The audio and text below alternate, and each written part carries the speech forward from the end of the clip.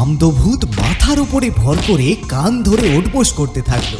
আর টুনটুন এদিকে একটা মোটা লাঠি নিয়ে তার উপর এক একটা করে বাড়ি মারতে থাকলো। খুব নাড়ু খাওয়ার শখ, তাই না? এবার দেখ আমি কি করি।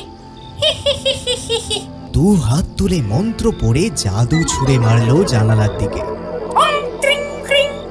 জানলা খুলে যায় ঝটপট, আমার মনোকামনা পূর্ণ কর ঝটপট।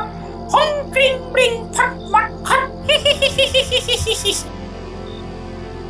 সঙ্গে সঙ্গে ম্যাজিকের মতো রান্নাঘরের জানালা খুলে গেল।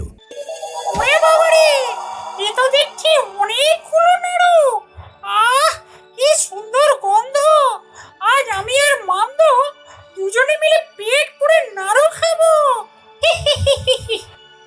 ওখানে দেখো একটা নারকেল গাছ আছে। নারকোল গাছ আছে তো, তাতে আমাদের কি? ভূত হয়ে শেষে নারকোল খাবো নাকি? টুনটুন ডাইনি মন্ত্র পড়ে বড় নারকেলটার দিকে জাদু ছুঁড়ে মারলো, আর সঙ্গে সঙ্গে নারকেলটা বড় হয়ে গেল, আর তার মধ্যে তৈরি হয়ে গেল সুন্দর রঙিন দরজা জানলা। এই বলে টুনটুন ডাইনি তার হাত দুটোকে লম্বা করে জানালার ভেতরে ঢোকালো, আর মাছের কড়াই থেকে সব কটা মাছ তুলে নিয়ে এক লাফে নারকেলের মধ্যে গিয়ে ঢুকলো।